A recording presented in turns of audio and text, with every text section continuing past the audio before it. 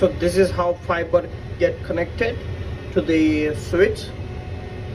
So this is Phoenix contact switch. It has 2 SAP fiber connection and 5 Ethernet port. Let's take out the one cable.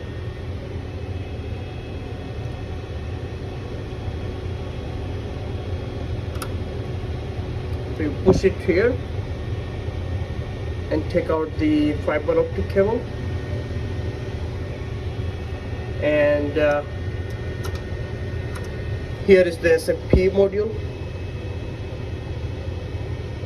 that goes into the switch. If you want to put it back,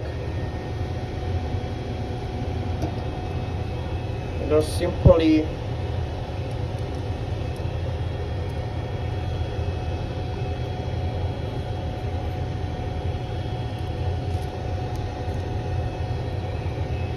insert the fiber optic cable to the SFP module.